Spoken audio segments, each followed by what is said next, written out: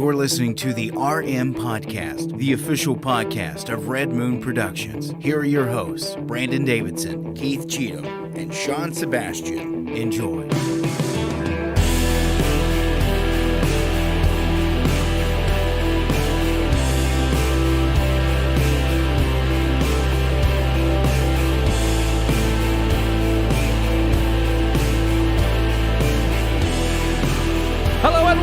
To another episode of the Red Moon Podcast, live every single Tuesday night on Facebook, on Twitter, on YouTube, on Twitch, on Rumble, everywhere you can find live video. That's right, tune in to us here every single Tuesday night. I am one of your hosts, Brandon Davidson, alongside, he's not here this week. He's enjoying some time with his wife. Gotta love that. What a family man. But Sean will be back next week. Instead, we got, he's here with us every week. Who is that? Brock Lesnar. Brock Lesnar! Oh my gosh, he's coming. He's back from his pay-per-view event this week. That's right. Rage in the Cage. You probably don't remember that, do you? I remember Rage in the Cage. Oh, hell yeah. I remember Rage Nobody in the Cage. out there knows because that's an inside joke. Mm-hmm. That was what was going to compete with the WWF That's right. back in the day. We were gonna compete. That's right. We had ideas for everything. Man, we did. We had our own theme parks. Oh, we had yeah. our own wrestling thing going on. We had it all. We wrote books, made video game consoles. Oh, it was fantastic. When you're a child, you can Virtual do anything. Boy. Yeah, you can do anything. Absolutely. Your imagination. That's right. Your imagination. The whole show is just going to be us saying the same thing at the same time. Sorry, Sean, you don't get to be included. Maybe he's joining us online. He might be. He better not be. He's with his wife. That's the reason he's not here this yeah. Spend time with your wife. That's right. You're supposed to be off this week enjoying some time. Some lonely time. You and Amelia are supposed to be enjoying each other's company. Every night I have is alone time. Because I'm alone. Sad but true. I'm with you in that boat. Hey. Well, I don't want to go any deeper than that in that discussion. Okay, now I'm scared. I'm scared. We're not going any further on that. We got a packed show. We do. Another packed one. We have a review of a movie that scared me. Maybe not in the way that it was meant to, but it scared me. Definitely not in the way it was hoping to scare people, I think. And it's the big movie on the block this week. It is. So it's the only review we have because it's our Halloween review and the new release review. Isn't that special? Isn't Sometimes that lines up perfectly. The only time this month. We were hoping to have more, but it happens to be the only. Next week is Black Adam and the Pearl. sequel or prequel to Pearl. The prequel. Or X, which is Pearl. X. Yep. And then we've got the one and only Big Boy on the Block. It ended up being #1 at the box office, and you could stream it. Yeah, yeah. And there's probably good reason you could stream it. Yes, I'm not surprised that it was #1 because of obviously the franchise that it is. And of course, we speak of Halloween, specifically Halloween Ends. Yes, that's right. But before we dive into that, I do want to give. It's not really a shout out. Condolences and just thoughts and prayers to one of our good buddies. He's tuned in to the show a few times, and every now and then he can. I know he's busy with his own life. He reaches out, but he'll throw a comment down in the comment section. And that's our good buddy Tristan Mormon. His mother just passed away Sunday, and our thoughts and prayers are with him and his family. So please, if you can, say a prayer for them and keep them in your thoughts, and send well wishes and good vibes and everything you can. Definitely, they need it right now, and absolutely, Red Moon Crew's right behind you. Tristan, we're with you, man. Reach out if you need anything. But anyways, let's... We love thee. Absolutely. We want to talk about movies. And we've got a slew of headlines. One in particular, I think, is actually I think we have very an interesting show. Very interesting. Overall. Even the movie, I think our discussion will be interesting because while it may not be favorable, it was unique. So I think that it's going to be worth getting into, definitely. Yes.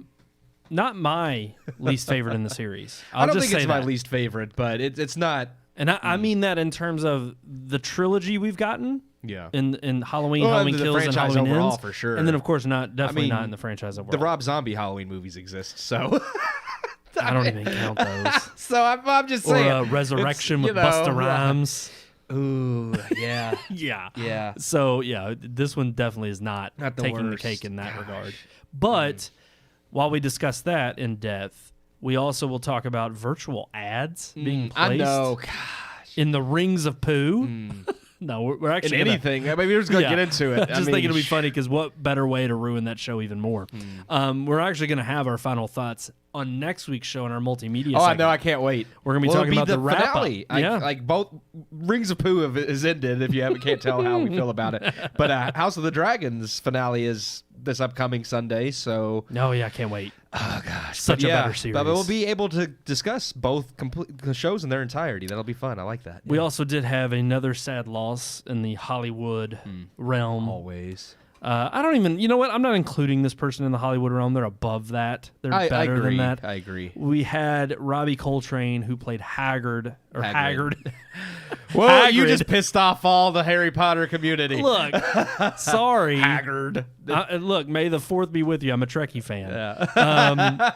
But so yeah, that's okay. right. What's the? I forget the quote we always throw in with Gandalf. It's a meme with Patrick Stewart. Yes, and he's sitting there, and it says, "May the 4th be with you." Force. I'm sorry. May the Force be with you, Harry. And then it's attributed to Gandalf, and the picture is Patrick Stewart. Like I love it. So great. I love it. Just piss everybody off. Yes.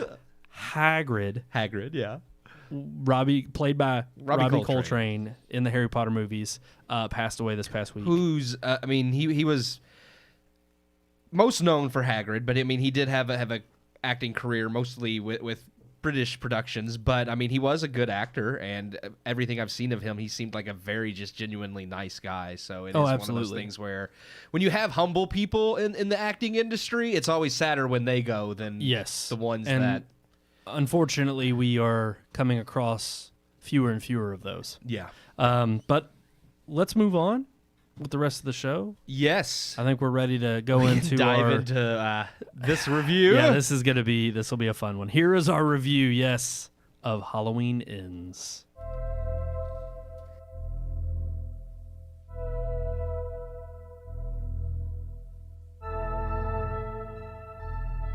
The long-awaited ending to Blumhouse's Halloween reboot/sequel trilogy has arrived. Promising a definitive ending for Michael Myers and Laurie Strode, Halloween Ends from director David Gordon Green has now arrived, and after the poor reception of Halloween Kills, many have anxiously awaited the final entry. Does it give fans the send-off that they have been waiting for? Taking place 4 years after Halloween Kills and bringing the trilogy's story up to present date, Michael has not been seen or heard from for the entire 4 years. But his presence is still greatly felt as the town of Haddonfield lives in constant fear of his return. Laurie Strode and her granddaughter Allison, played respectively by returning actresses Jamie Lee Curtis and Andi Matichak, have decided to move on with their lives, doing their best not to live in fear. Newcomer to the franchise Corey Cunningham, played by Rohan Campbell, develops a budding romance with Allison, though he himself is a social pariah due to a tragic incident years prior.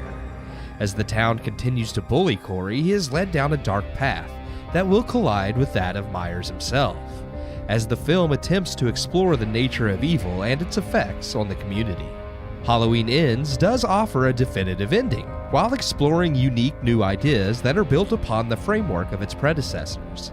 Exploring the nature of evil and the fear and paranoia the citizens have descended into is in and of itself not a bad way to add something fresh and new to the series.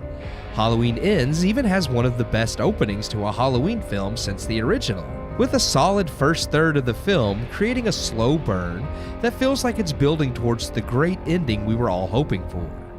Then it descends into the same trite and unfocused storytelling Halloween Kills suffered from.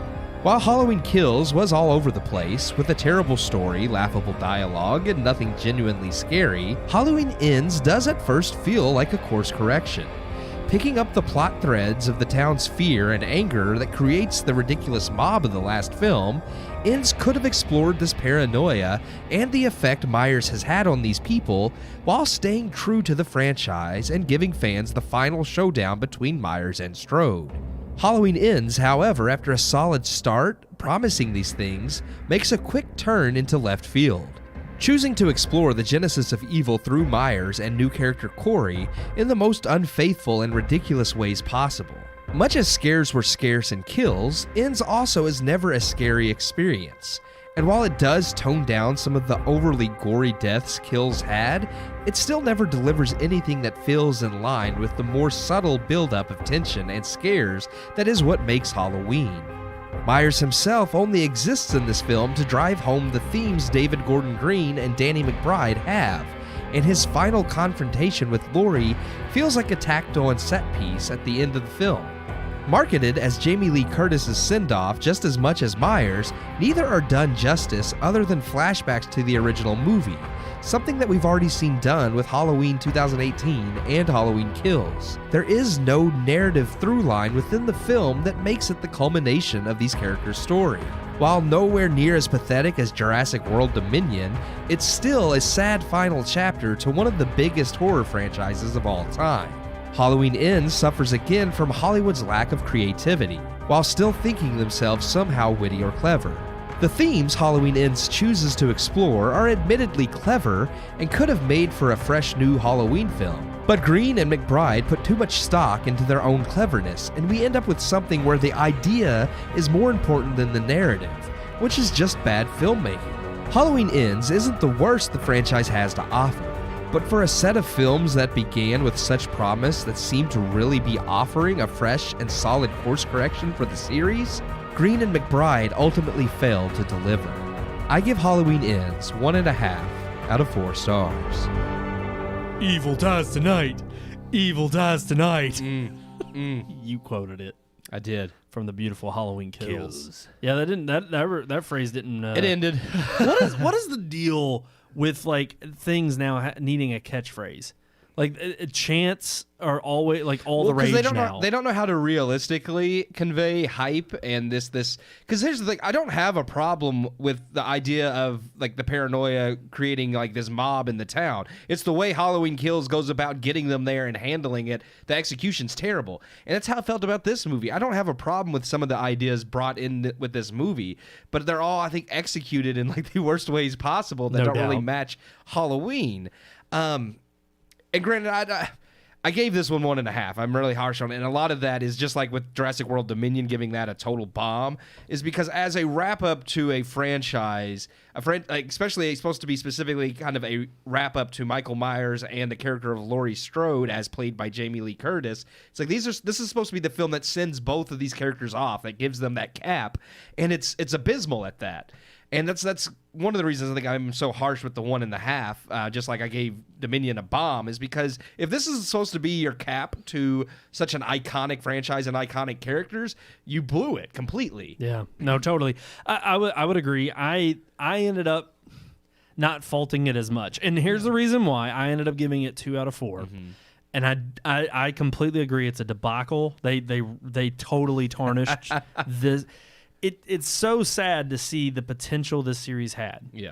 At least Jurassic World, I didn't care after the first one. Yeah, it wasn't terrible, but I did not care where it headed because I knew it was just dumb fun. Yeah. Halloween 2017 when 2018 when it came out and we knew Blumhouse was going to do a three movie trilogy, and I was expecting, after seeing that one, high hopes for the next 2, and actually seeing not only Michael Myers revitalized, but ultimately brought back to the forefront as the creator of the slasher flicks and to be taken seriously again. I was hoping to get like a single narrative kind of told across these 3 films. Yes. And it's funny because going in, they already knew they were going to make these movies. Unlike the Star Wars sequel trilogy there was no overarching idea or plot, and there wasn't in these movies either. Terrible. But at least with Star Wars, you already knew that it was just people making it up as they went along. I had hoped with this, because they already knew they were from the outset that they wanted to do this,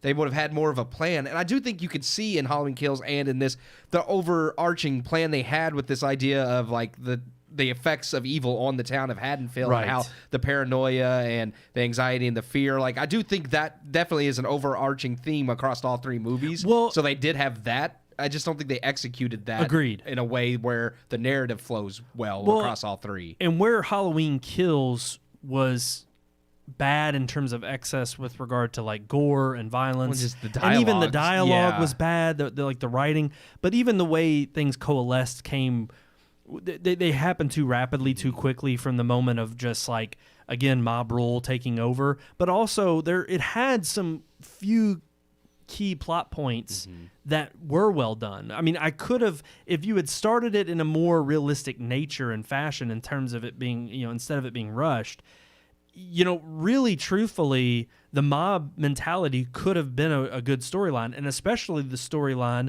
of Laurie or Jamie Lee Curtis's character not actually being such a huge figure with regard to Michael Myers being after her, because this whole entire time it's always been, oh, she's Michael Myers' sister. They debunked that in the first movie and they're like, no, we're not going with that plot point. And it's in the second movie that you find out, oh, no, it's literally he's just the embodiment of evil. He's not terrorizing after this town, right? yeah. Terrorizing the town. It's not after just her.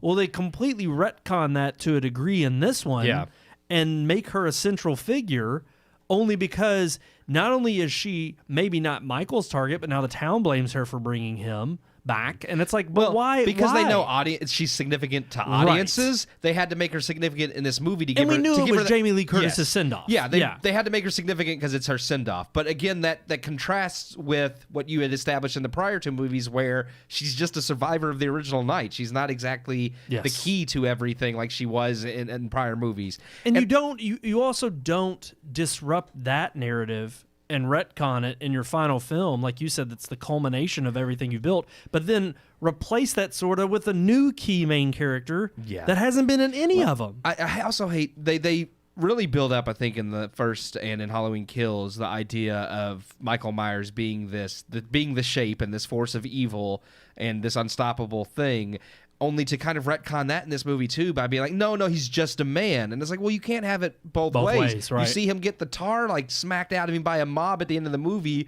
and all these things they do to him to kill him and that he doesn't die. And then in this movie, it's like, oh, well, actually, he's really not that, And I'm just like, okay, but you can't have it both ways. Well, and they even kind of undermine that point in this film as well by just having certain scenes that are so bizarre in the terms of whether it's the transference of evil to another person, or even like the resurgence of energy from killing, because that's where he gets it. There's just moments that I'm like, okay, you're trying to be metaphysical. I don't want to spoil things, but there is a new character that's introduced in this movie who is significant to the plot of this movie. You know what? Hold on. Spoiler alert. Complete spoiler alert. Spoiler alert. You have time to turn it off now. So there's a character they named Corey Cunningham that becomes a love interest to Allison, Laurie Strode's granddaughter, who, through a tragic accident at the beginning of the movie, the town kind of turns against him and view him as a monster. And so he's bullied, and he goes through this kind of course through the movie where he kind of just gives in and accepts he is this monster town thinks he is, and that could have been a really interesting story. Oh, so good. But the way they go about doing it is ridiculous, and you get to this point where he's like in this like homeless camp underneath an overpass, and he gets knocked out and drug into the sewers, and he wakes up and it's Michael who drug him in there, and everything from that moment on. I would say that's about a half hour into the movie. Everything from that moment on just goes completely sideways. Yes. I remember I went and saw this movie with my friend Christina, and at first, like, we were talking about it at the end, and she's like, at first I thought maybe he was going to lure people down there, basically like kind of in, like not literally, but in a metaphorical sense, be feeding people to Michael Myers. Right. And thank God it didn't go that way either. That would have been just as bad. But it would. But yeah, what they did's not as good. Had this. I saw that feeling too. And I was just like, what is going? Like literally from that moment on, everything in the movie, I was just thinking, what is going on here? Same. Why are they doing this? Yep. And it doesn't fit the Halloween in the way they go about doing it.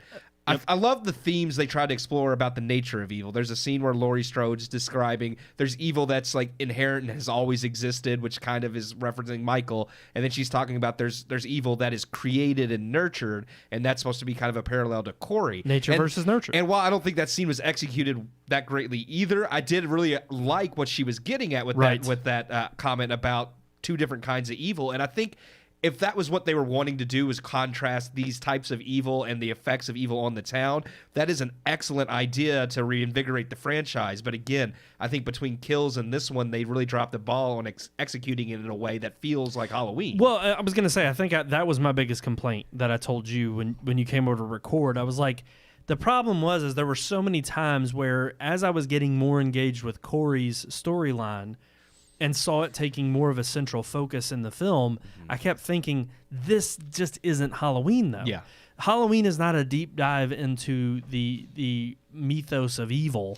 Or it's like, yes, to a degree, that was necessarily the highbrow, I think, what they were trying to achieve with this trilogy, and they didn't. But more so, the reason they didn't was because it got too bloated. Yeah. With regards to trying to throw in the other stuff that is traditionally Halloween. I mean, at the end of the day, we want to see Michael Myers terrorizing people by coming out of the shadows, or even just doing his traditional walking and knowing he's going to get his prey regardless.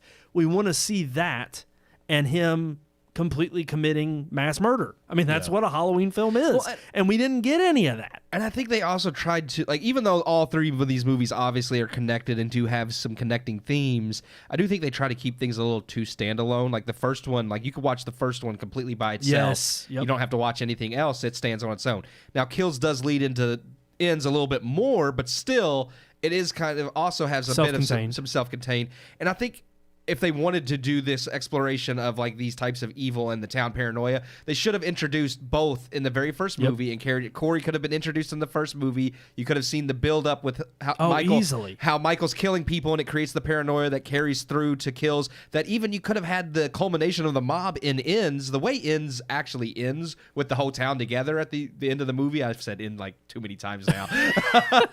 But anyways, that ending of the movie with them all together, you could have kind of had that culmination of the mob that leads to what they did, and that would have made more sense than how they did it in Kills. And that was the thing. Separately. The climax at the end of Kills was not only way too overdone. I mean, it was completely just off the wall, crazy and ridiculous that any person, especially someone you're describing as just a man in this one, could even survive what he did.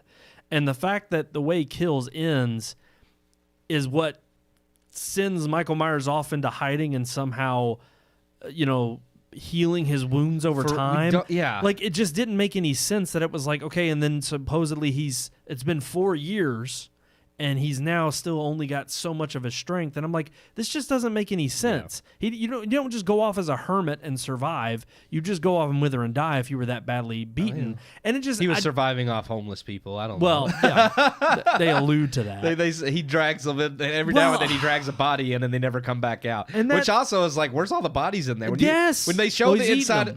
He's a cannibal now, I guess. It's a pretty barren sewer. Well, that's the thing. He never eats. They only show him literally like as he's killing people, that's where he gets his nourishment from, or he's healed again. I mean, again, there's so many different takes that are not Halloween, and then also things that I'm like, okay, this would have not been a terrible story had you not been juxtaposed against the story you're trying to tell of Michael Myers and Laurie Strode. Yeah, and that's the blending that they don't get right, and it doesn't mesh right. Like all of the main characters introduced throughout the three movies all pretty much take a back seat to Corey, which again, the story they tried to tell with Corey is interesting, but the fact that you threw him into the final movie, it's the first time you learn about him and he's introduced, and all the other characters you've been with throughout the first two movies now play pretty minor roles. You're just kind of like, why is this a satisfying conclusion for Jamie Lee Curtis when really she's not that significant a role throughout most of the movie? Well, and honestly, I think one of the worst parts and worst scenes in the movie is with Corey, and he literally wrestles Michael. Yeah. And it's like, what the hell is... And he takes his mask from him. How did you just wrestle? Like, it's so bad. We've seen so many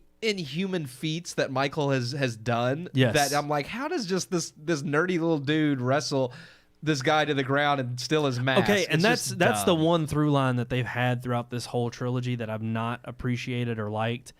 Just because I thought it was a little bit too... It was fine in the first movie and just Halloween. I didn't like it in the way they've displayed it throughout the course of the trilogy, and that's the fact that it's like the mask gives him power. Yeah, I mean... it's like, I loved that, it evoked emotion from Michael or Stirring in the original. When they hold it up at the, the prison, and that's what gets him, aggravated and agitated. And he's like, I'm going to take that back. And right. And I don't know that take it so much as it gives him his power, but this huge obsession and the symbolicness they put into it, because obviously then Corey becomes obsessed with it, and I'm like, but why? Exactly. Like, it makes sense for Michael, I guess, to be attached to it, but for Corey to be like, I need this to go... It's like he needs to be evil, like... To dress up like Michael and symbolize it. And that was... I'm sorry, but that's the other problem too. I was actually okay when he has the scarecrow mask on, like the first killing. I was okay with that because I'm like, okay, he's imitating what he sees, but he's not. Well, and that was my other problem. Is I'm like, they should have gave him a William Shatner mask. Oh, that would have been funny. Just that's what it's based off of. It was like, it'd been great. But there's so much of the killing done from Michael's perspective as Corey dressed as Michael, than actually Michael Myers. Yes. And I hated that too because I'm like, no, I don't want to see homeboy who's faking it. I don't want to see Corey Cunningham. No, I don't. It's not scary. Michael Myers is scary. There were just so many. I mean, it pissed me off because we were talking about it during the review. So many different directions they could have gone with this movie. So much potential into making. I mean, the very opening scene, I kept thinking, wow, there's no way this could be bad. This was actually really well done, and the way it evokes like, the terror of this town surrounded by years without Michael, that every single crime that comes across in the town, it's like they keep thinking, like all the townspeople are always like, was this Michael Myers? And they're like, no, this is a gunshot wound. He doesn't use guns. Literally, that first half hour so well done. I thought it was really good. There are moments in the movie that like you can watch and think, okay, David Gordon Green and Danny McBride actually do understand what makes Halloween scary and interesting. But I think they just got lost in this narrative and their own ideas, thinking that they were so clever that those ideas had to be put into these movies. And I think it's like they kept forgetting the anchor was Michael. Yes. They kept forgetting that throughout the entire series. And I think that's something with Hollywood in general, like that little bit of pretentiousness that it's all or nothing. It's like either we're going to give you an exact rehash of what you love and fans will complain because they don't want, A New Hope 2.0, right? But then they'll give you Last Jedi and be like, well, now fans hate it because it's nothing like Star Wars. It's like, exactly, like you're missing the point. We don't want to rehash, but at the same time, it still has to be organic to the world you've already created. Yes. And Halloween Kills and Halloween Ends isn't really organic to Halloween. It's not. I mean, it has interesting ideas, and I would have loved to seen those explored in a way that would have been organic to Halloween because I think it could have made a good movie. But as is, it's just I think a little bit too much of Danny McBride and David Gordon Green thinking, our ideas are so brilliant that they just, if people don't like it, well, that's on them. Right. Well, and again, trying so hard, I think, to be, it's weird. It's almost like they tried too hard to be taken, to have Halloween and Michael Myers taken seriously or more seriously. Yes. But also, I mean, and I criticized this way back when we reviewed the first movie, but when we did Halloween 2018, it was like, okay, even to the point where Michael's literally stepping on a head and crushing it. That's not Halloween. It was exactly. It was filled with moments where I'm just like, okay, again, this is a little bit too much and too over the top. And there were just like certain things I was forgiving with in the first movie, hoping they would iron out, but no, they just kind of progressively got worse in terms of amplifying the ridiculous nature, whether it be in kills or ends. I am probably also going against the grain in saying that I still think ends is better than Halloween Kills. Actually, I don't know. I think the most general critical consensus is, well, I don't know, because if you look at Rotten Tomatoes, I think this one is terrible. And even this one actually has, I think, an unfavorable audience score, whereas I think Kills No, I think you're right. I know this one has an unfavorable audience score, and some of that I would attribute to the themes that we appreciate audiences just not caring about. It's like I can give ends because I do appreciate some of the things they tried to do. Audiences, actually, it's about the same. So 39% critic score for Halloween Kills, 66% audience score for Kills, whereas Halloween Ends If it pops up, there we go. 39%, so hovering around the exact same, but 57. So it's slightly lower in terms of audience score, just enough to make it I really get that. The minute that you no longer make Michael your central killer, most audiences are gonna tune out, whether some of the themes are interesting or not. Nobody was going to go into this movie and accept the fact that Michael is just a very minor player throughout the whole movie. And of course, the 2018 Halloween, 79% critic and 71% audience. So actually, audiences favored it less than critics. Yeah. But again, and I see that too. I can see that. I can, but I also think so many people were hyped to see this franchise. I mean, look, everybody knows the route that slasher flicks. I mean, that's what this all stems from. Everybody knows the route slasher flicks took when they became. I mean, Michael was the OG. He was the original, and launched Freddy and launched Jason and launched a massive franchise for each and every single character. Well, I mean, that's the genesis of slasher horror films originates with the original Halloween. Yeah. So the fact that he's the original, but yet we got all the crappy ones with. I know you don't mind 4, 5, and 6. No, not 6. I don't mind 4. Right. I don't mind 4 or 5. 6 is the child. Like that's the Cult of Thorn. Yeah, the Cult of Thorn one. Yeah, that one is one's really bad. The only thing fun about 6 is the fact that Donald Pleasance is still in it, and it also has Paul Rudd. But other than that, I did not know that. Yeah, that's Paul Rudd. It's one of his first roles. Yeah. Oh wow. I do have to go back and watch that. He plays a. It's funny. He plays I think Tommy Doyle as an older. Oh Tommy Doyle. Yeah. Wow. They should have brought him back for Halloween Kills instead of Michael Anthony. Yeah, that would have been great. Yeah. Oh, that would have been awesome. But no. But the thing is we got so many bad ones. Then you had Halloween H2O, which thought, oh, this is a return. No, and even Halloween H2O, it's terrible. Better. It's better, but it's not great. It's not. And this it centered too much around teen. Halloween H2O had that '90s slasher style because Scream had come out and been popular. Jump scares galore. So H2O kind of mimicked Scream, which is funny because Scream was making fun of that type of thing. Exactly, and it truly was. It was exactly what Scream was making fun of. But then you had. Then it divulged quickly, rapidly into just terrible. Whether you had Halloween Resurrection with Busta Rhymes, then you have Halloween and Halloween 2 Rob Zombie, just absolutely god awful. And it was just Halloween 2018 was nice because it felt like a return to something that was more aligned with the classic. So people were hyped. Yeah. We wanted to return to classic Michael Myers to see the original slasher come back and actually resurrect this franchise. Yeah. To something we could uphold and say, wow, these set of movies after the original, apart from the original, are much more worth, especially with them deliberately making the choice of saying we're not going along with Halloween 2, we're only starting with Halloween and going that route, and that's where our story picks up. And that would have been fine, but Halloween 2 is way better than kills and ends. Yeah. That's what's funny is as much emphasis as they finally gave Laurie in the final film. It's like, well, if you're going to make her that significant, you might as well have just continued on from 2, because let's face it, like they couldn't have him survive 2 fires. Yeah, well, which again, that's their problem with the Halloween. But they could have changed that script to something else too. It didn't necessarily have to be a fire. It's one of those things where it's like.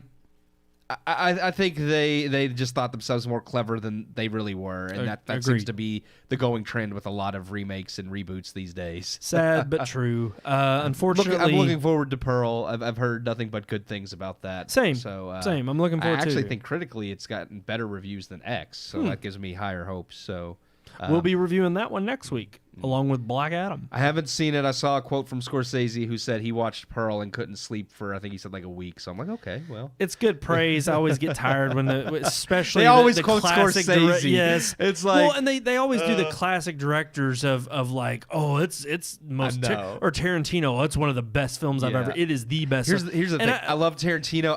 I've seen his praise on other movies. I don't trust his taste in a lot of stuff. Same. And here's the thing. No, all the love in the world for those guys giving reps to newcomers and trying to build their cred. Think it's great. They're kind of handing off the torch and trying to be like, hey, look, I understand I've got some clout, but I'm going to pass that along to I understand what they're doing. Oh, yeah. And more power to them. Definitely. But I've always hated when look, Hollywood is best at embellishing, and they do nothing but that.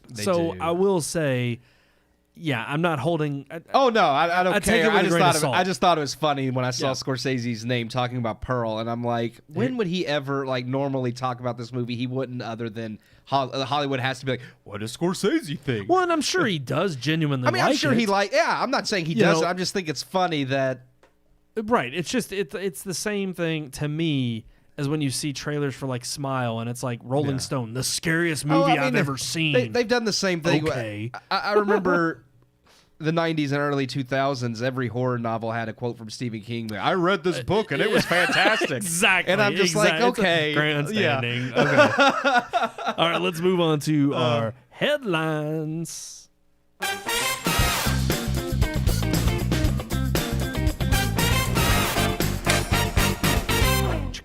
Man, it's interesting week, really. Interesting week. Very interesting. Rings of crap. It just ended. And now we're hearing that, and not just Amazon, but Amazon and Peacock, both, NBC, Universal, have developed, I think it's called virtual ad placement. Yeah, virtual ad placement. No, it starts with a P. It's VPP, and I forget virtual. It's something placement. Okay, hold on. I'll just pull that up. We just need to pull quick. up. It's TechCrunch is the article. Yeah, it is. Because I do actually want to read a majority of it. Oh no, it's fascinating. Actually, you can just start from the top? Do you have it pulled up? I'm pulling it up right now. Okay. Because we can go ahead and start from the top of it and just read it. It is very interesting. It actually might have improved Rings of Boo. Yeah. Announced at this month's New Fronts, Amazon and which New Fronts is I was reading with Paramount. I think it did something where they come together and discuss like new like technologies and stuff like that. I thought it was in really the cool. industry. Okay. Yeah, for the industry and stuff. So I was like, oh, okay, that's cool because I didn't know what that was. I had to Google it. Amazon and Peacock at New Fronts demonstrated new ad formats that use similar virtual product placement. That's what the VPP is. That's it. They use similar virtual product placement tools. A post-production technique for inserting a brand into a TV show or movie scene. Amazon presented its new VPP tool, currently operating in beta, that lets advertisers place their branded products directly into streaming content after they have already been filmed and produced.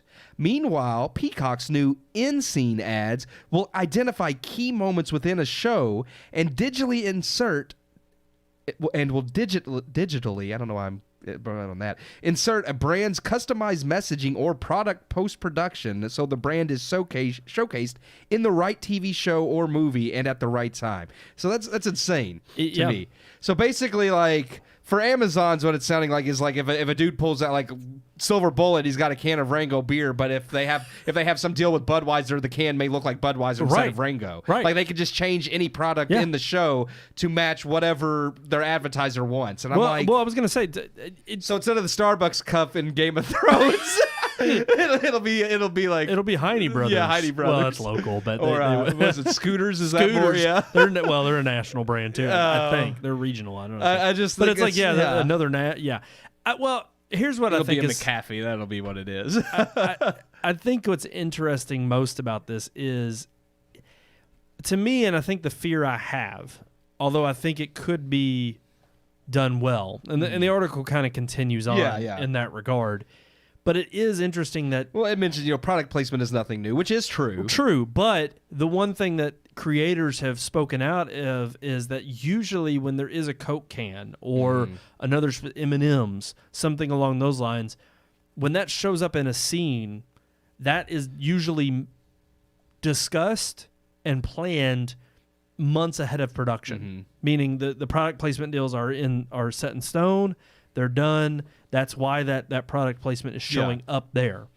But it's interesting because they're saying now it actually gives them a little bit more freedom to kind of have almost a blank canvas in certain aspects that they could fill in, basically, whether it's due to the highest bidder or whether they say, hey, we're going to target these advertisers, and whoever ends up paying can get their ad put on this Coke can or up on a billboard, in a city shot. And it may be for a brief few seconds, but if it's portrayed in a positive light, and it also helps production because it's like, oh, we don't have to worry about getting this approved. They said another benefit is that it helps remonetize things that are like, obviously, like, okay, you look at something that came out on Netflix. I'm trying to think of an original that's come and gone, like House of Cards. Once that buzz has died down and nobody's really rewatching it, they're not making money off House of Cards anymore. But if you can remonetize and be like, well, you could put your branding whatever you want. Anybody who rewatches House of Cards, that branding will be in there, and that helps these streaming services gain a little bit more money off of an older product. Well, and you think about it in terms of even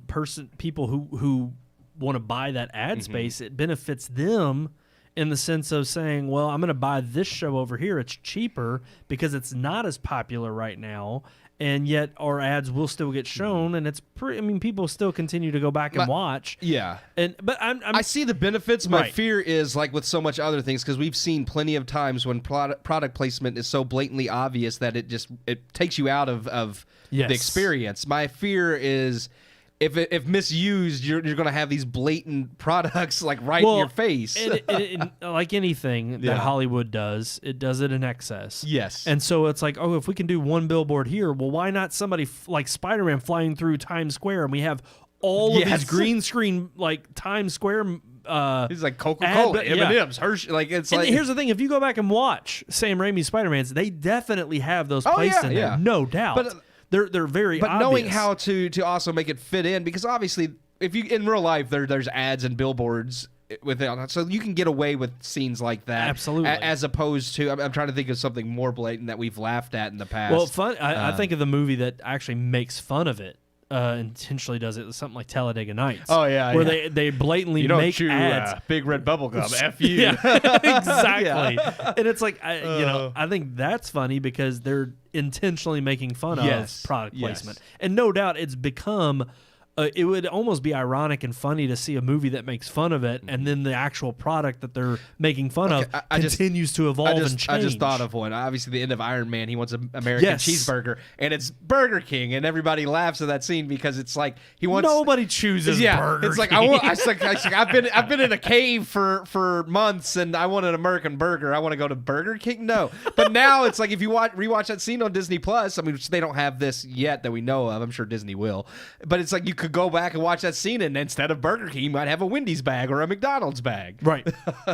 No, you're dead on, and it's funny because obviously we know that this is the extent to which they're pushing this. Which I'll let you continue to read the article. I'm not sure where you left off exactly. Let me unlock my Apple. Which they just introduced new iPads. Yeah, you could get a new one. So, anyways, let me see where I was at. Sure. And here, I scrolled way down there. There we go. So there's ads all over it. Like as I was saying, there is. Product placement is nothing new and has long been a holy grail of the advertising industry. In 2019 alone, product placement in the U.S. garnered about $11.44 billion. That's huge. Yeah, per Statista data. That same year, approximately 49% of American viewers took action after seeing product placement in media, which means we saw something like in product placement and thought, I want to go buy that. I tell you what, I've never done that with Iron Man and Burger King, but anytime I see someone drinking coffee or drinking bourbon or wine, like any of those three things, I immediately want a bourbon, wine, or a coffee. Oh, yeah, Mad Men. I can't tell you how many times I watched freaking Mad Men, and I was like, give me my Woodford. I do understand. It's like you see somebody doing it, it's like, man, I want that. Well, and real quick, just to piggyback off that, think about it in terms of when your brand is so well known, that you just associate it. If you see them drinking a Coke, a carbonate, which this is going to get into our vices segment in a little while, we will. But when you're seeing them drink a carbonated beverage, you don't even have to put a name on it. It could be that you automatically assume it's Coke. But what happens if the way the camera angle is set, you see them drinking, and out of focus in the background is a Pepsi symbol? You know, your brain is going to associate without even thinking about it. Subconsciously, you're going to want Pepsi. Yeah. That's the way these things work. And if they're crafty about it in certain ways, and they do it, I think, to the justice of not overtly. Sometimes you have to lure an alien into your house with Reese Pieces. Makes me want Reese Pieces. Exactly. No, that's perfect. Yeah. Hey, M&M's had their chance. They turned that movie down, and Reese's made bank. I bet you. Hey, there may come a cut nowadays where it's M&M's. Yeah. That if it's on Amazon or Peacock, Actually, Peacock, Universal. It is a Universal movie. There you go. There you go. They're going to have M&M's and E.T. It's going to happen. Anyways, it says, however, the strategy is outdated and products used in the content, for instance, a can of Coke on a table, are decisions that are made months in advance. Streaming services are rethinking this technology, and using virtual product placement allows the platform to introduce new ads in the future and remonetize a piece of content over and over. In an illustrative video, Amazon demonstrated how its new VPP program enables brands to strategically, insert products post-production into content streaming from Amazon Prime Video, and the newly rebranded Amazon Freevee. The video shown at New Fronts had an M&M's billboard pictured above that was, well, you can't see the ad, my bad. That was, if you put it in front of me, I will read it. Yeah, well, go ahead and describe it. I mean, does it describe it? There's a, you gotta see it. Actually, well, I could show if you see it there, that billboard. Okay. So they're walking down the street. That's a clip of a video, and it shows the side of the building, there's an ad, and it's a bunch of M&Ms. That was digitally put in there. That wasn't originally what was on whatever that board is. So it is interesting. I would hope, obviously that was as an example. I do hope it's less blatant than that, because that's very obvious. I was going to say, especially in that screenshot, it's kind of, I hate to say, it's kind of askew, and you can kind of tell it's poorly digitally acted. Yes, but again, this was just, this isn't an actual Amazon show. This Right. was just them showing off, this is what it could be used for. Yep. So anyways, meanwhile, Peacock's... Okay, read that. Here we are. The video shown at New Fronts had an M&M billboard that was originally added way after the show had been filmed. Oh, so it was an actual show, but it was still an example. So hopefully the finished product does look cleaner than that.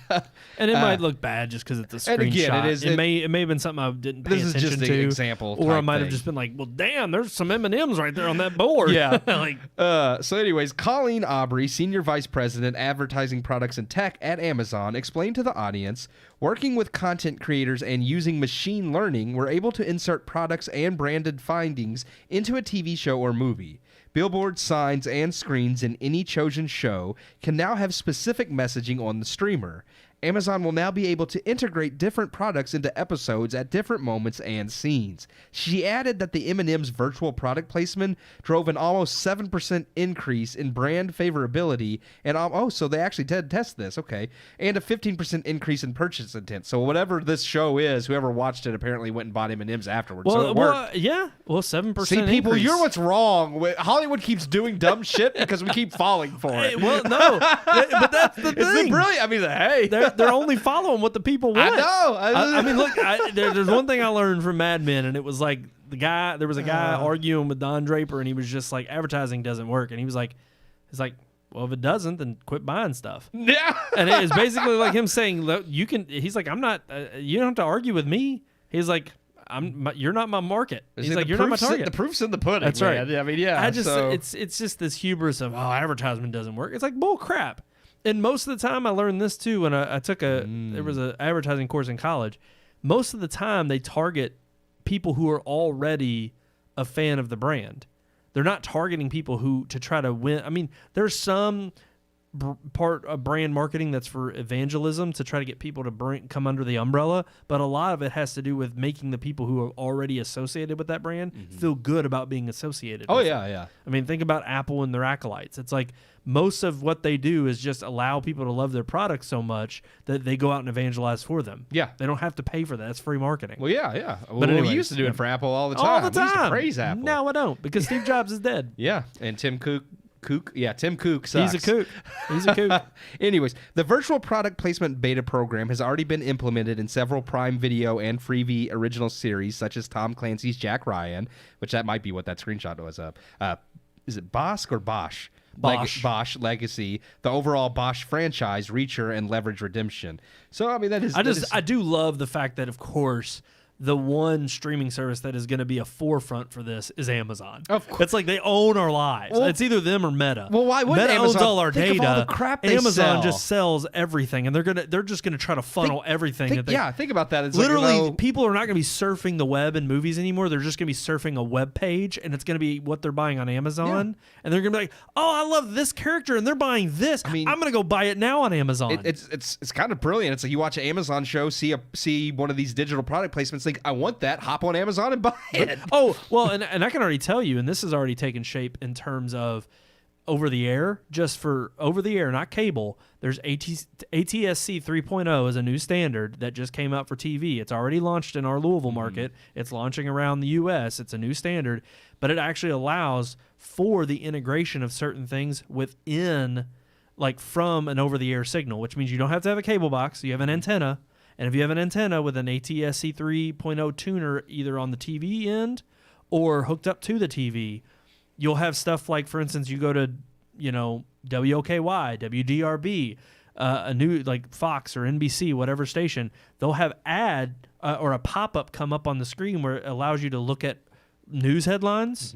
It'll look up, and I guarantee you what they're going to build in eventually are going to be ads that when you see a commercial play, it triggers a pop-up ad and be like, hey, you see this Downy commercial? You can buy that right now. Just click OK on your TV. And I do wonder and a little bit. And you can immediately purchase. Same thing with streamers. They're going to eventually have these ads to where while you're watching the show, you can click a button on your remote or on your controller that will buy the product you see on the screen immediately. Yeah. And Peacock is a little bit like it says right here. Peacock also announced their own digitally inserted ad strategy at New Fronts. The new in-scene ads are designed to strengthen commercial opportunities with marketing partners, seamlessly blending products and/or messaging with content during post-production to insert advertisements during scenes that are deemed relevant to customers. So theirs is a little bit different, but I mean, that's what you were talking about reminds me of what they're going with a little bit in that here's this scene where, Well, think about it. You have a movie about Michael Jordan, and he's the greatest of all time. And it's like, we already know, of course, with Jordans, they branded with Nike. Yeah. But let's say that he's competing against somebody that has given him maybe the hardest challenge that he's ever faced, and it was some unknown story and they were telling, and this person wore Adidas, and you want to be as close to Mike as you can be, but you may not be Mike, but you can be close to him, or you can give him one hell of a competition, and subliminally, you just see and notice he's wearing Adidas, and it's like, now you go out and it's just subliminally you click on an Adidas shop and go and purchase a pair of, whether it be sneakers or a jumpsuit or a tracksuit, whatever it is. I mean, that's it. Like you even just said with Starbucks. You see two characters that you love sitting there conversing and joking around, and you see they're just at a coffee shop, and it happens to be Starbucks. I'm immediately going to go to that shop. Well, the way Peacock sounds like, okay, maybe you're watching a show and they're at Starbucks, and then you know how like they have their ad-supported version, it cuts to ads. You watch them scene with Starbucks, the very next ad Starbucks, because it says John Jelly, SVP of Product and UX at Peacock, said the majority of Peacock customers are opting for our ad-supported experience. He said, and we remain focused on collaborating with our brand partners to develop innovative, personalized ad experiences that continue to enhance the customer experience. Yeah. So rather than brands inserting product placement into scenes, Peacock's kind of taking this route of, well, whatever show or movie's on that has something relevant within the brand, when we cut to an ad, well, then that brand, that's going to be the ad we also pop up. So and that makes sense because you get that subliminal and then you get the ad. The hard thinking, cut. I just saw that in the show. I want that. Right. That's genius. Well, and here's the thing. I actually think of it in the opposite way.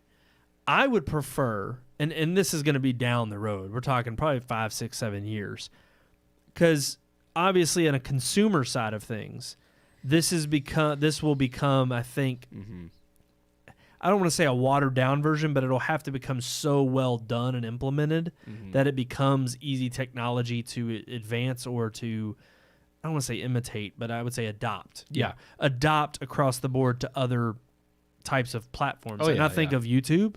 I think of Rumble. I think, what if you gave creators who have enough of a following? I mean, you already have it in terms of brands who will go and outright buy promotional space on certain YouTube or content creators, websites, YouTube pages, Twitter, Instagram, especially Instagram's huge for this, for like girls and makeup and whatnot. But I think about it in terms of, if you give me an alternative to not only have an ad play before a show, they already have some, like they have YouTube pops up with banners on videos. I can't stand them. They're intrusive. They're annoying. But if you have the ability for content creators to maybe film, a backdrop with a certain cutout, and that cutout will be like an ad will actually be generated in place of that cutout that YouTube wants to put there, that the viewer, it's not intrusive, it blends in, maybe even the content creator has ways in which it can blend into the environment so that it's not, oh my gosh, this is an eyesore, but it keeps me from having to watch a YouTube video where an ad plays in the middle of while I'm listening to some instructional video on how to change an oil filter or how to cook an egg. I don't know. But it's like you're in the middle of an instructional video and then all of a sudden, boom, it just cuts to an ad and it's literally 2 15-second ads. And you think, okay, no, 30 seconds isn't killer when it comes to TV, but at least in TV, I know when they wrap up because they're going to break. It's a nice finish. When you just interject it immediately into, like, you cut me off, it pisses me off more than anything. Well, even like the early days, and I'll say I've not encountered this as a problem now with any of the streaming services that have ads, but I know in some of the early days, like the ad wouldn't come in where the show fades to black. It would actually cut a few seconds early or a few seconds late, so it would cut the scene. And then after the ads, it would pick back up in the scene, then it would fade to black and then fade back into the scene. It's like terrible. Now, I would say I know both Peacock and Paramount because I have ads. They finessed it. I was like, they actually, when, like, I know watching, I said that 70 show on Peacock, when it fades to black, that's when Peacock's ad is, and then it comes back. So it's actually and another thing that YouTube does does that pisses me off is there will be times where literally I'll click on a video and it will play 5 seconds of the video, like, and I'm gearing up for. Oh, then it goes and to then an it ad, cuts to an ad, and I'm like, why didn't you just start with the ad? At least then I know that I before you start teasing me with the content, and it just cuts in the middle. Or the other day, I was literally watching a music video, and right in the middle of the music video, there's an ad, and I'm like, you just took me out of the music. And you know what? I like Paramount, like for shows, like they're in like where the cuts should go, but for like movies, I've noticed Paramount actually will give you, instead of doing like two 30-second ads in between, they'll do like a full like minute and a half thing before the movie, but then and the movie plays. And I love that. It's like, okay, yeah, I mean, you have to sit through like a minute of ads, but at least the entire movie is uninterrupted. And I like that. I think that's much better. And I think that's the biggest takeaway from talking about this. I would be inclined to say this is an advancement moving forward now that technology has caught up with it. Because, look, they're always going to be trying to find ways to, especially this is going to benefit nothing but the bigger brands at first.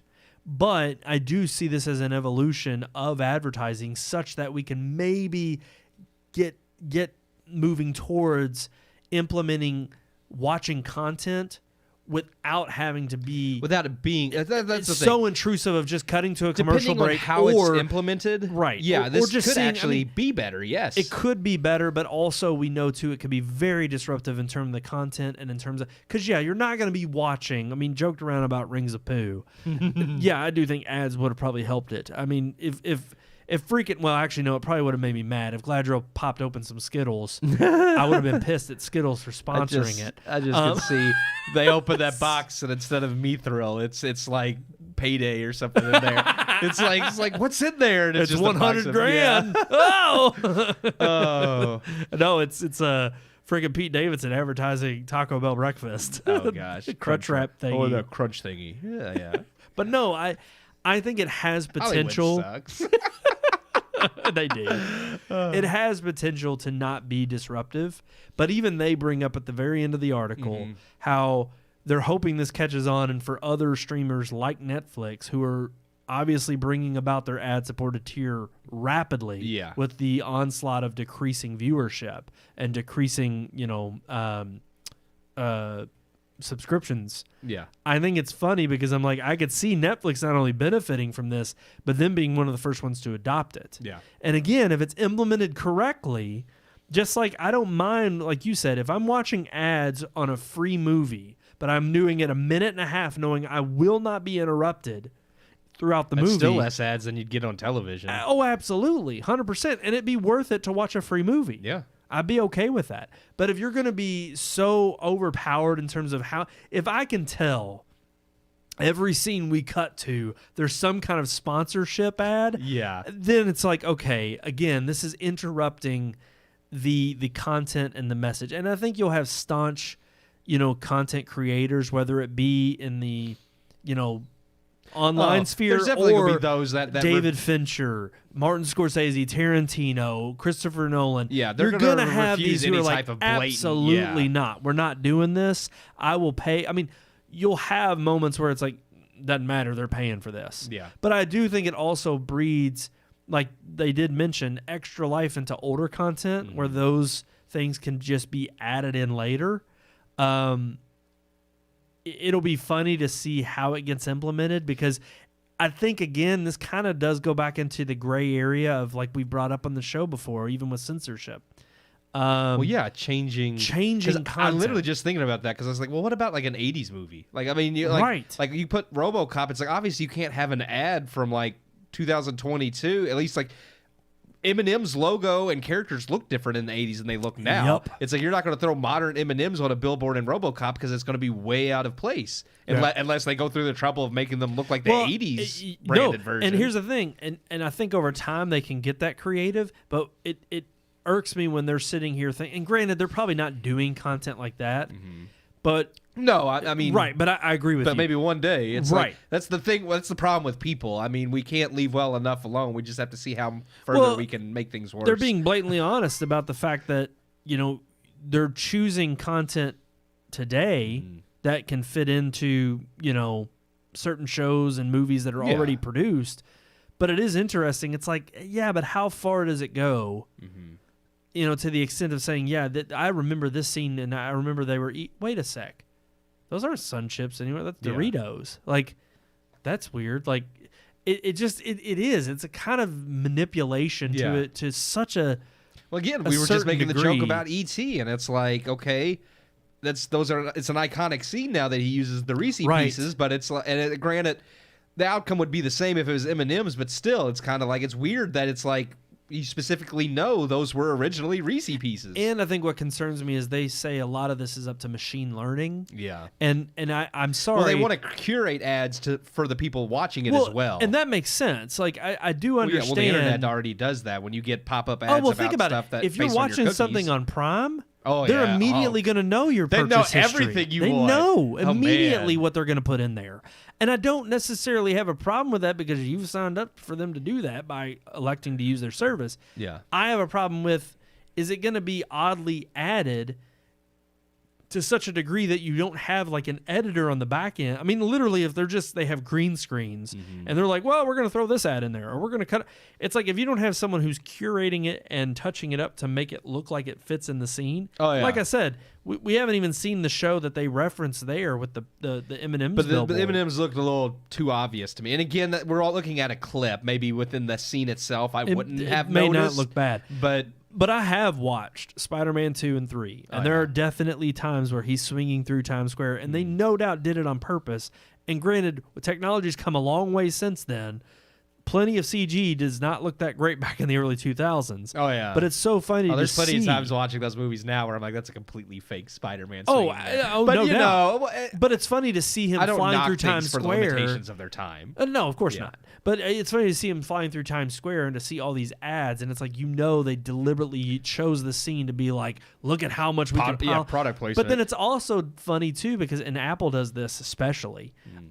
It's funny to see when there's certain products where the labeling is obscure simply because it's almost like they put it there. Maybe they worked out a deal, and then after production was already over and whatnot, they reneged, and it was like, oh, nope, we're not doing it. Yeah. We don't want to pay for this. So you'll see like a literal legitimate Apple laptop where the Apple logo has been either a stickers over it, or it'll be completely blank, and they've gone in and digitally covered it up simply because. What is it that Nickelodeon, or was it? I think it was Nickelodeon. They had like the pear thing, like they had the little pear logo on the back of the computers and stuff. Well, that was kind of they.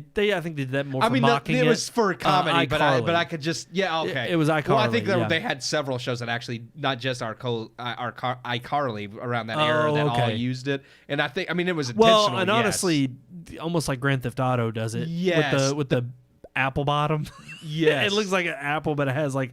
It's like a big butt. Yes. They do it and granted, that's right. Intentionally, but I could just, obviously I could see the same type of thing. It's like, oh, we don't have this, now we need to change it to something else. But it is funny that, when you do see those things where it's like, okay, Apple knows they don't associate their products necessarily with that type of marketing. Yeah. They'll every once in a while do it. Or you'll even have shows that just give it free advertising in general, and they're not going to, like, I think it would take a lot for Apple to come out and be like, no, we don't want to be associated in that regard. Yeah. More than likely, it's mostly the production side saying, no, we're not, or I would even say the EP saying, no, we're not going to advertise Apple products because they're not paying for advertising, so we're not going to give them any branding, even though they have iconic products that you can tell deliberately what it is. I mean, I think it is fascinating. It'll be interesting to see where this goes and how much we do or don't notice it in the future. Because, again, it could, like many things, it could be used poorly or it could be used well. It just really depends. Hollywood just doesn't have, like you said, they don't have any reservations about anything. They're full force all the time on every dumb idea. So and like with anything, new technology, or especially like you said with Hollywood, growing pains, and we will see lots of terribly placed ads. And I cannot wait for meme Twitter or meme Instagram, or there's gonna be memes all over the place of just like, did you see this? And I guarantee you, it'll be some rough patches. I quote it way too much, but it's humanity always, and that's the Jeff Goldblum. You were too busy worried about whether or not you could that you never stopped to think whether or not you should, and that's humanity in a nutshell. They just always we gotta go. We gotta figure out if we can. There it is. All right, let's move on to our vices. Yeah.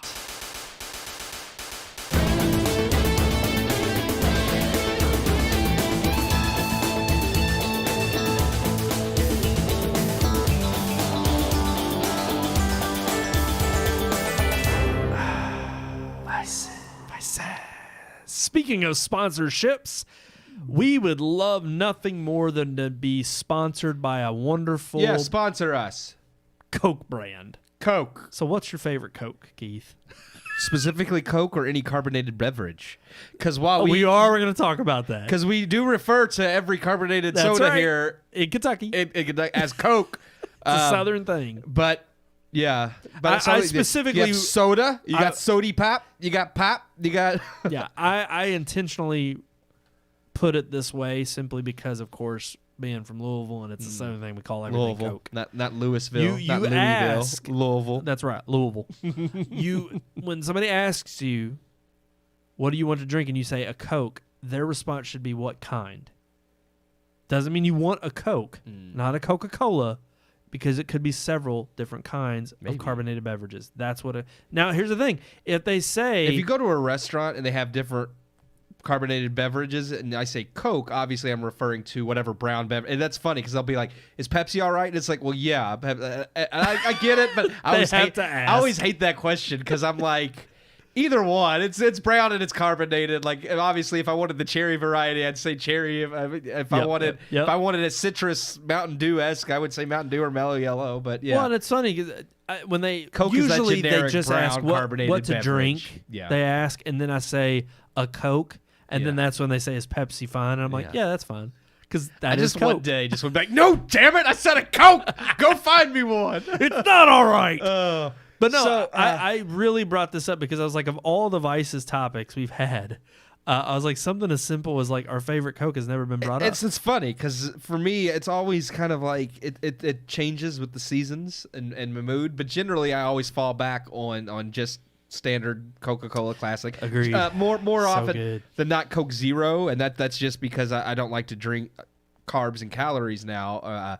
I try to save calories for other things, but I mean I would prefer just plain Coke over Zero, but I do like Zero. So I like all the Coke. I like Coke Zero. I love vanilla Diet Coke. I'm Cherry Coke. Cherry Coke is far superior to freaking Cherry Pepsi. Far superior. I don't know about that. Cherry Coca-Cola Pepsi is trash. Cherry Coke is where it's at. Coca-Cola is the only superior one. to Pepsi, I agree. Wild Cherry Pepsi though. Nope. Now when it comes to I do go in phases. When it comes to vanilla, nothing beats vanilla Coke. I love vanilla. I don't even think Pepsi makes vanilla anymore. That's how badly Coke beats them. It's funny because I'm actually not a fan. I don't mind vanilla Coke. I'll drink it, but I'm not. Well, it's you not have to something like I go the out of my vanilla. way. Yeah. But no, when it comes to cherry, the vanilla orange that Coke did was good too. It's like an orange dreamsicle Coke. Yeah. The Coke with coffee. Oh gosh. Yeah. Although they Coca-Cola Black I know was better than but Coke still, with coffee. The Coke plus coffee is good. It's still better than Pepsi's coffee thing. Are they still doing that either? I don't know. See, Coke beat them with that too, because Coke with coffee you can still buy that in You stores. can't. Well, they brought it back, and I guess it's been selling okay because That's they what I'm have saying. it. It's still I still see it in stores. I don't ever see Pepsi's version. They brought it out at the same time. I will say with regular Coke, while I'm a Coke guy, classic Coke. While I tend to go that route, every once in a while I get a hankering for Pepsi. Pepsi is sweeter to me. Pepsi has a what I like about Pepsi is it has more of a bite, which sounds weird. It's like I don't know if it's more carbonated what it is, but it has a little bit of that. See, I don't get that. Yeah, it has more of a It's just spike to sweet. the tongue than Coke. See, to me, Coke has that. Coke has it's a crisp, but it's yes. like it's very See, like I feel like especially a Pepsi's cold Coke. is normally like the spikier to me. That's yeah. odd. That's different. But I prefer Yeah. Coke. I don't know. Most people I talk to feel that way about Pepsi. I've always thought of it as sweeter, and that's the reason why I'm like, well, I guess, to me, it's like if maybe. I want something that is like not candy, but Yeah. a dessert beverage, it's like Pepsi. See, is I've that never for me, thought of it as sweeter whereas than Coke Coke. is Yeah. like the refreshing, Different, but not sweeter. crisp. Like, I mean, again, they go. Maybe this is advertising working on me. They always show like back in old ads of like, hot day, I'm drinking a cold Coke. I would and, prefer a so Coke over good. Pepsi, definitely. But I as do far like, as my car, I mean, I go in between. I go throughout all sorts. As far as my favorite Coke carbonated beverage, it's weird because I go through phases. I do too. Coke is as I think number one, but just below that, it used to be Cherry Coke. No, I think now it's Dr. Pepper. Oh, I love Dr. Pepper. Dr. Pepper. love Dr. I don't know Pepper. what it is, but it is great. Well, that's generally how my like I said with phases. I always fall back on Coke. That's definitely the top one. But generally, I'll also go through stints of Mountain Dew or Dr. Pepper. Yeah, Mountain Dew's good. So Mountain Dew and so that I would say that's my trifecta is Coke, Dr. Pepper, and Mountain Dew. yeah, It's yeah. about as southern redneck as you can get. Well, it's funny because Mountain Dew, I've always associated with like teenagers and drinking like a kid because it's high caffeine. Yeah, and it is which is like, really not any higher than Coke, but everybody has that conception. It doesn't. I thought it has a little bit more caffeine. I used to think that too, but it actually What? doesn't. Yeah. Are you serious? Yeah. I A was regular surprised. can Yeah. of Coke versus a regular can of Mountain Dew does not have more caffeine? Yeah, That's surprising. I thought it did. I thought Mountain Dew had most more people caffeine. do because that's how Mountain Dew's. That's their advertising working. Oh no, it does. Okay. Ha! Whoever told me that lied to me. Then They are liars. Mountain Dew is 4.5 milligrams. Coke is 2.8, so it's almost twice as much. So yeah. There you go. I know I do like Mellow Yellow, and I know Sean likes Mellow Yellow more Sean, than Mountain if he Dew. was here right now, would be batting 1,000 for but I that. have to admit, Oh, as yeah. much as I like Mellow Yellow, I always fall back on Mountain Dew. So I have to say, in my opinion, yeah, I like Mountain Dew. I used to not be. I would used to defend Mellow Yellow, I guess, because it's the underdog. But I always fell back on Mountain Dew. So to be honest, I have to Well, say, obviously, I like same Mountain with Dew like more. Mr. Pibb. I'm not. I like Dr. Pibb's Pepper okay, better than but Mr. yeah, Pibb. Dr. Pibb's better. Yeah. And Dr. Pepper is solo, right? Or are they owned by Coke? Dr. Pepper is, I think, its own with like Its own s- subsidiary. like Mr. with 7-Up Pibb is in that. Pepsi, isn't it? Mr. Pibb is Coke. Oh, it's Coke. Yeah, Mr. Pibb is Coke. Then they lost. Mellow on that Yellow, one. Mellow Yeah. Yellow is Coke. That's what I'm saying. Yeah. In almost all aspects, I prefer Pepsi's products over Coke, except for the actual like. Yeah, Because yeah. Mountain Dew is Pepsi, so Yeah. it's like Dr. Pepper's its own. I don't think Pepsi has a Dr. Pepper. I don't think they do. Yeah. I don't think they do. I think you're right. I don't think. I think most of the times when stores have Pepsi products, they have Dr. Pepper, but it's not actually owned by Pepsi, so I'm not sure how that works. And then, of course, you could always talk about. You could well, throw out sometimes, like the Coca-Cola freestyle. Sometimes I think has Dr. Pepper. It always has Pibb though. You could 'cause throw that's out owned. some other, oddball. I mean, every once in a while, yeah, I've got a hankering for like. I like to me, Big Red occasionally. Oh, Big Red's good. and that's its own. I like Big Red. Yeah. I associate that back when I was little. It was Oh man. the drink where we get them on Fridays in elementary school. They'd have Coke and popcorn day, and you could buy a Coke for 50 cents. Okay. 50 cents. Man, I remember telling you, those days. Those Camp were the Coke. days. And I bought Big Red and would have my popcorn and Big Red. Oh, so Big Red's just the best red cream soda. Like It I know, is. like because I know like people You're like right. is it Mug and Bargs that make their own red cream sodas? They don't Ooh, compare. actually, I really do like. I think it's A&W makes a cream soda, Do they? I don't and know. if I I've really had like those. A&W's cream soda. They have A&W a cream, has the best. They root have beer. a cream soda that I love, but I don't know if they had a red cream soda because that's different. What? There's just cream soda, which is like a vanilla cream soda. Oh, that's all that A&W has. yeah. Oh, I didn't know there was a difference. Oh yeah. The red cream soda is different. Yeah, Big Red and Big Red all the way. Yeah. No doubt. I don't even. Never even had another red cream soda. I've never had this, and I've never had a desire to, but I've seen like the Big Blue, which is like some weird blue cream soda. Yeah, it's not. I don't understand why. It doesn't. I just don't There's understand not why. enough of a difference for it to matter. Yeah. Right, and I understand why they brought it out as a gimmicky. Like, well, I think you can still get like bottles taste. in gas stations, but that's it. can. Like literally, that's it. It's just like those little like 1 liter bottles at a gas station. And maybe at like a super Walmart or a super Kroger, they have like that a wider selection. I like ginger ale, Canada Dry. Well, I was gonna say you get into ale. The odd flavors. Yeah, with, you like, get the ones your lemon that are more lime, specific, like Sprite or 7-Up. Like A&W is my go-to root beer. Oh, yeah. Some people are Bargs and Mug, but I'm like, nah, it's A&W. Bargs is okay, but well, here's the thing. I would, to me, can Coke, A&W, Mug, and Bargs, any one of them. Honestly, I'd still pick A&W, but all of them are kind of equal to me. If you get A&W on tap, by hands down, it's amazing. It's fantastic. They don't do that anymore. You have to find one. I don't think there's no A&Ws around. Yeah, I don't know. They're random, like mostly partnered with Long John Silver's, and you could still buy a gallon of A&W on tap. I mean, it's just their carbonated fountain, but still, it tastes better. It does. But like when you go the lemon lime route, Sprite or 7-Up, which one? That's hard. Both are better than Sierra Mist in my opinion. My dad's favorite is Sierra Mist. Ooh, really? That's Pepsi's. Yeah, I don't like Sierra Mist. Funny, we that's one that Pepsi is a loser on then. Yeah, as far as their separate. I like Sprite better than Sierra Mist, but I think 7-Up's my favorite. See, I'm a Sprite guy. I'd go Sprite, and I like Sprite. And this is funny. I know this is going to sound cliche, but McDonald's has the best Sprite. McDonald's has the best Coke. They do too. They're the best fast food Coke. Well, part of that is a lot of the water and keeping certain things clean, and just the combination of the carbonation with the syrup. With the syrup, yeah. And I love that. But yeah, I do think I do love McDonald's Sprite and Coke. I guess McDonald's may have the best carbonated beverages on at their store. Well, as far as apparently, the syrup and there the is carbonated water beverage, or like a certain ratio and settings that every McDonald's is supposed to adhere to. So, which makes sense. If you know you got a good thing, you try to hold on to that good thing. I mean, they don't have anything else good anymore. No. Sad but true. I would say yeah, that's true. But I will say I'm a Sprite guy. But as far as we were talking about it earlier a little bit with Coke Zero, as far as like the 0-calorie beverages, I'm gonna stick with.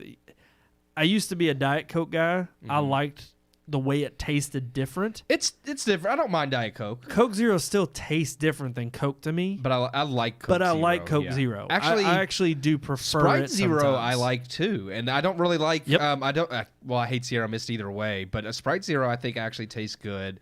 I don't like Mellow Yellow Zero. I like Mountain Dew Zero. So that's another one up Pepsi has, but I don't like Mellow. Here's one that I know most people will disagree with me on, but I think Mountain Dew Zero I can tell a slight difference. Oh, Mountain Dew Zero doesn't taste like Mountain Dew, but I still think it tastes good. Same. Yeah. Agreed. And to me, it's almost like it just tastes like a watered down Mountain Dew. It's slightly but different. It's not bad. Yeah, it's just a little bit different. Yeah. Whereas most people disagree with me on this one. I actually do not taste the difference. I taste the difference, but it's not a bad difference. And to me, it's subtle. Between Dr. Pepper and Dr. Pepper Zero. Oh, no. I think actually a lot of people do agree with Dr. Pepper, Big Red, and there was another one that like the Zeros taste almost dead up. If Big Red Zero is pretty good too. I don't know if you've had that. Which one is it? Big Red Zero? No. Tastes dead up. Not dead up. Like, again, like Dr. Pepper, there's maybe a slight, but I mean, it is pretty. Well, and that's the thing. Even with Dr. Pepper, if I pour warm cans of Dr. Pepper and Dr. Pepper Zero into a glass full of ice, I will not be able to tell the difference. Like I said, maybe a slight difference, but it's not going to be enough of a taste that I'm going to be like, oh, I can't drink this. Dr. Pepper Zero is, I think, really Whereas well Coke done. and Coke Zero definitely tell a difference. Can easily taste the difference. Pepsi and Pepsi Max can tell a difference. But, I will say, too, as far as oddball flavors. The world of Coke. I do like Soda Pop. Mountain Dew Watermelon. I do like watermelon. It's a new flavor they just came out with. It's pretty good. Well, it's stuck around because I guess, it just was that. It's funny because most people will pick like Livewire or something like that. Or Code Red. I actually do like Code Red, Red's but good. I have to be kind of in the mood for that. But yeah, it's funny of all the flavors Mountain Dew has introduced, really Code Red and Livewire are the two that have always stuck. And now, like, all these others have come and gone. The watermelon actually seems to be sticking around too. So I think it's actually been popular I think it's a good enough thing. that it's been popular enough that they've kept it with. But my the others. final favorite Coke, and it is once a year that they bring it out, and I love it. Yeah. Is Canada Dry cranberry for Christmas. Sierra Mist has a cranberry too. I'm like, you guys are like, Yeah, stop. Just stop.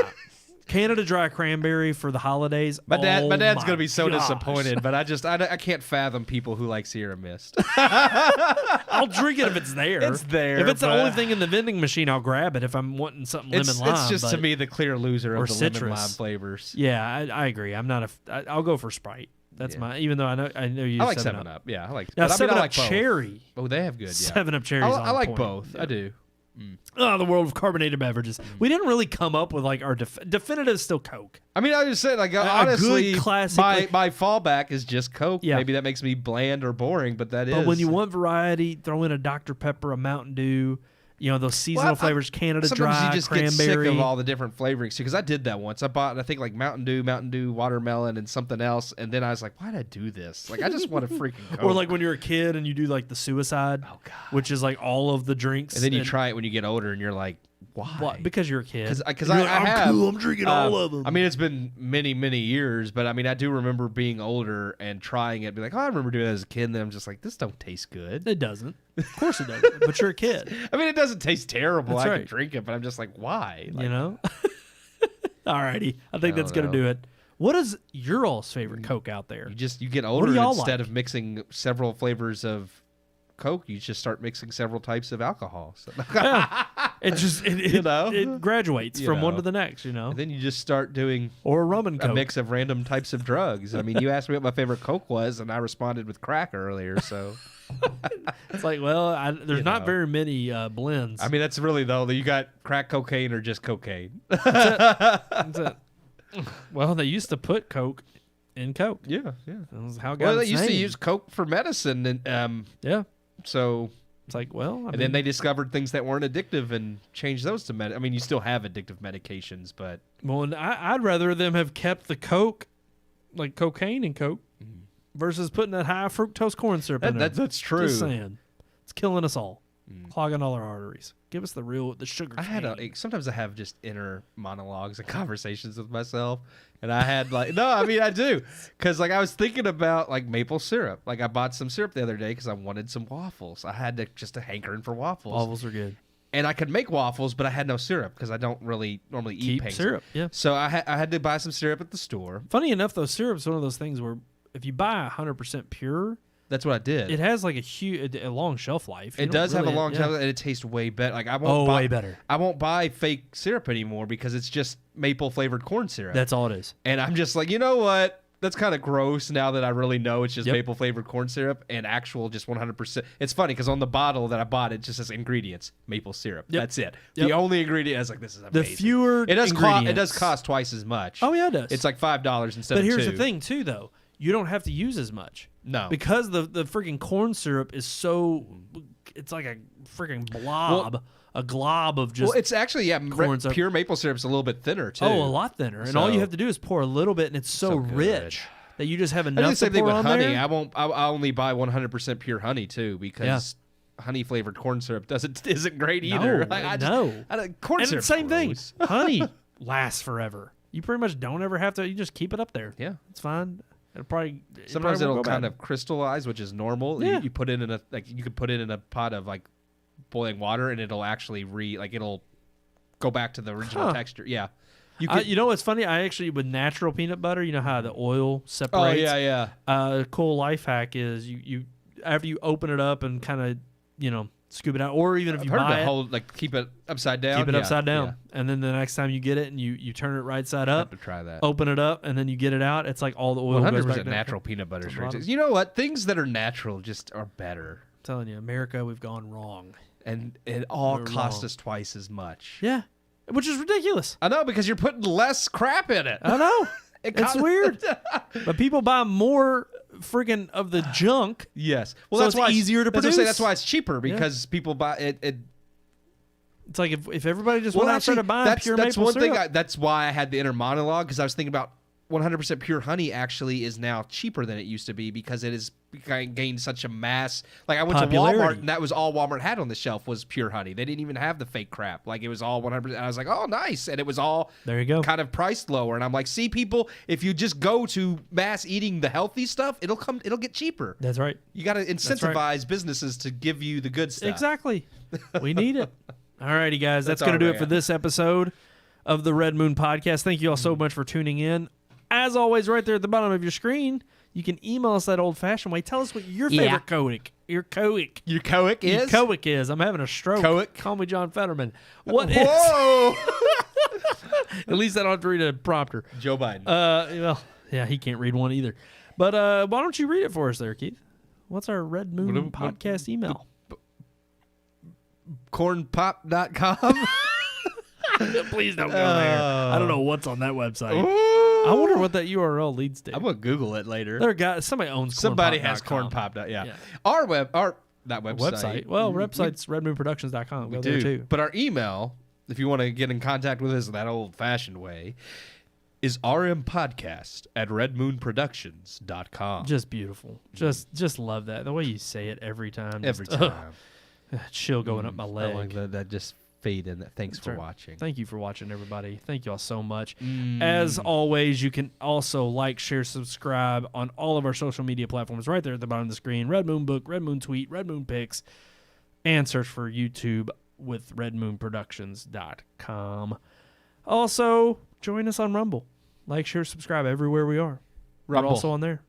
YouTube. We want to get out and reach all the peeps. We love you guys. Thank you all so much for tuning in. All the social medias. All of us will be back next week for our live show on Tuesday reviewing Pearl and Black Adam. Tune in then. Have another great slew of headlines for you. Getting closer to Halloween. We are. Well, we're going to have, the two movie reviews next week, right? Yep, that's our final two for the Halloween season. Pearl and Black Adam, the big one on the block. Well, I'm looking forward to one of those. Same. Alrighty, guys, that's going to do it for this episode of the Red Moon Podcast. Thank you all so much for tuning in. I am one of your hosts, Brandon Davidson, alongside, not our normal new host. He'll be back next week. But I'd like to leave us with this thought. Will we be on Parler after Kanye buys it? Absolutely. We hope you enjoyed this week's episode. For more reviews, previous podcast shows, and everything Red Moon, visit our website, redmoonproductions.com. You can also like us on Facebook or follow us on Twitter by searching for Red Moon Productions, LLC. We'll see you at the movies.